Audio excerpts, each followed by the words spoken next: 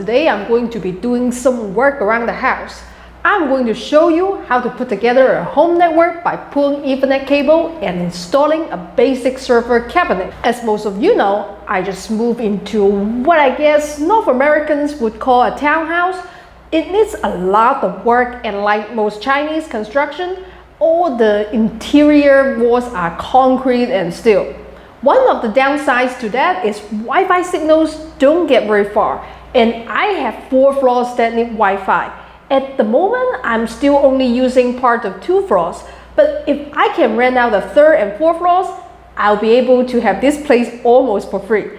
Good internet will help get good tenants, so that's today's project. To start with, I've got a fantastic Wi-Fi router from Synology. It's absolutely fantastic. I've used Synology's network storage for years, and there's no way I could live without it now. Great quality, best UI. Not sponsored, just a big fan of their products. Their routers have a wireless mesh option that can almost but not quite cover the house. If not for everything being concrete, it would be perfect. So today I'm going to show you how to pull Cat6e cable so we can get 1 router and 2 access points to show up as a single wireless network. Okay, I'm in the 1st floor kitchen. There is plastic counter rack that goes up to the room on the 2nd floor that I'm using as an office since it has air conditioning. I want a jack down here I can plug an access point into. So we're going to feed our fish tape into the counter rack and wait for it come out in the office. Since I'm working alone, I have a little Xiaomi IP camera that I'll be using to see what's going on at the other end of things. Even still, I'll be getting my exercise running back and forth. I normally run Cat5, but I know you'll probably complain, so for this occasion, I'm running Cat6e as the backbone between the access points on the 1st to 3rd floor. The 3rd floor access point should have enough signal strength to cover the 4th floor, but if not, I'll wait and get another router later. I need to be careful with spending and only fix a little at a time. Right now, I have air conditioning in 2 rooms and no hot water. I'll fix that bit by bit. My past 2 apartments have good conduit in the walls, and I like having a hot wire network for transferring video files faster. So I've done this a few times. The Cat6e is pretty heavy stuff, and I'm a little worried about getting it through the conduit, but we'll see. Let's get started. I need to get this bit to come out on the 2nd floor. I got this new fish tape because it's just a few dollars on Taobao, and my old one was pretty ratty and I don't want you making fun of it. Now, I don't like using uncoated steel fish tape. The mains wiring in China is often really dodgy, and you never know what's going to be carrying currents that shouldn't be. Links to everything that I've got links for in the description box. If I don't have a link, I don't remember where to get it. Now, a word about my clothes. You know, I put function before form when it comes to protective gear and don't play cute around power tools. But it's been about 35 Celsius, 95 Fahrenheit here in Shenzhen while I've been doing renovation on the layer, what I call this place, since every supervillain needs a layer. I didn't have air conditioning, so got a touch of Histro toys. I don't really sweat, so it happens really easily. I then tried working in shorts and a sports bra, but got all scraped and banged up and have no pockets worth calling a pocket. The other thing is, when you work in the heat, you drink a lot of water, and you know, girls, we pee a lot. Keeping overalls and coveralls off the floor in messy bathrooms, not fun. Utility kills are pretty close. You get ventilation, easy bathroom tricks, and pockets. It would be costly to import one though, so I found a pair of men's cargo pants on Taobao with really good pockets and have it cut into a kind of skirt.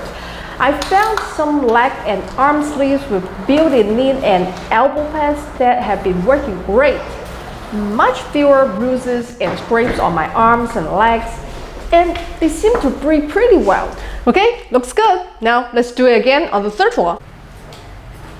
I tried heavy leather boots, But honestly, I'm less likely to drop something on my foot than I am to slip off a ladder, so I wanted something with good grips that I could feel surfaces with. In Japan and Hong Kong, the construction workers doing the bamboo scaffolding wear soft shoes, and so far it seems better for my knees than heavy boots.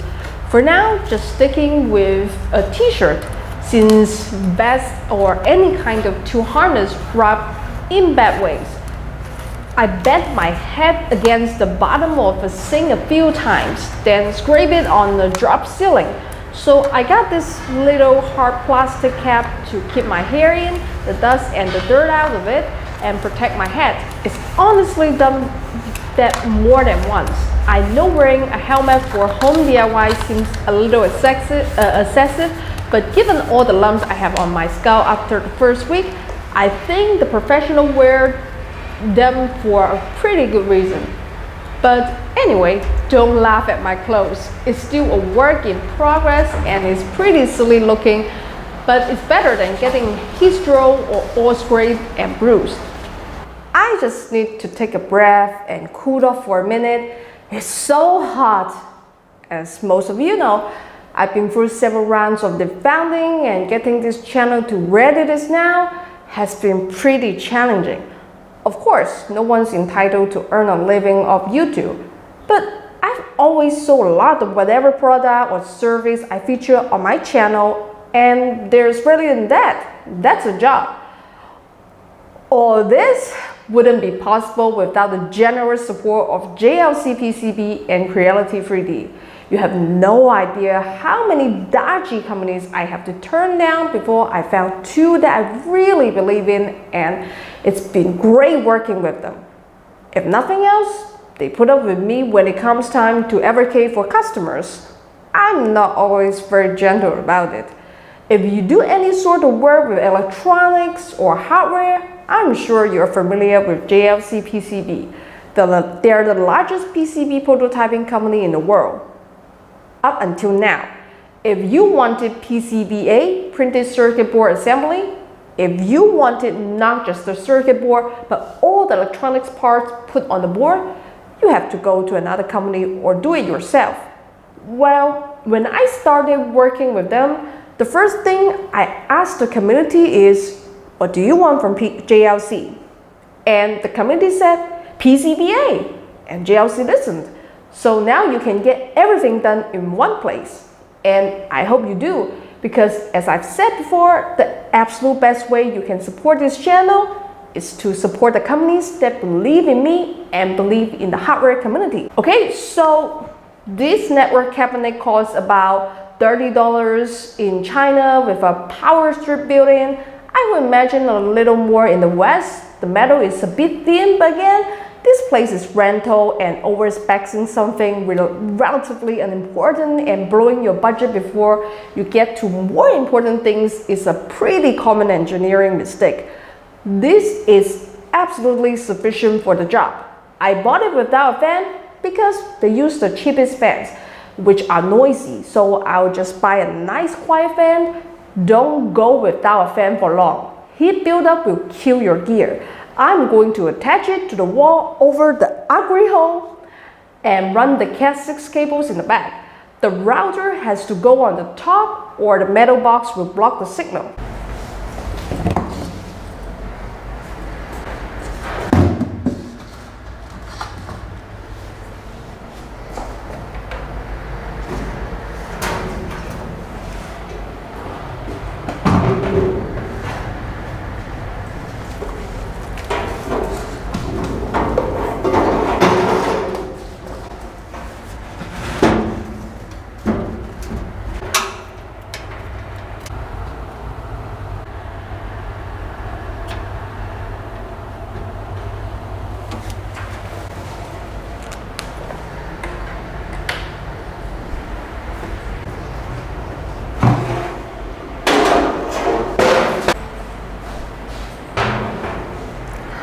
Because all the walls are concrete, this means anytime you want to do anything from hanging a shelf to installing an air conditioner, you need a hammer drill. This is mine, her name is Pollyann, and She was a very generous gift from a follower who heard I was having trouble finding good tools that were light enough for me to lift, powerful, and good quality.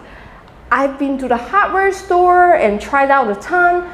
So far, the Makita 18-volt brushless series seem to do that best. They're a bit out of my budget though, so if anyone has contacts at Makita, help a girl out.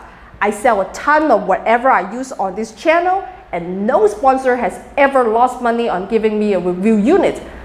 I get the Makita girl concept was a bit dated and the whole thing a little cringy, but having a Makita girl who's competent tool user and wearing protective gear is something different, and I think everyone would be okay with it.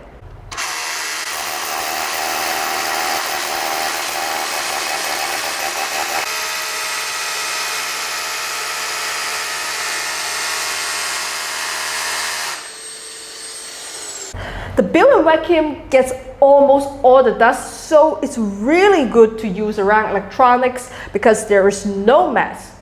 Okay, that was just the pilot hole, and now I changed the drill bit and we are going to make the final holes.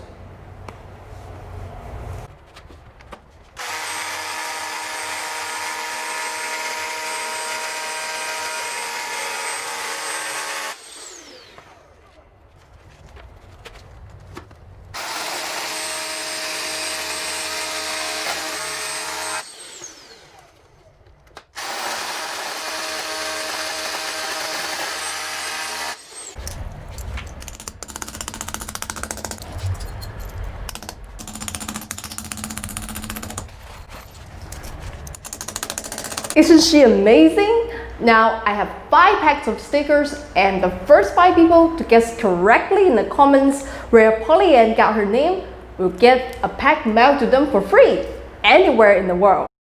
That's it for today. Next week, I'm going to show you how to terminate the cable and organize your network cabinet.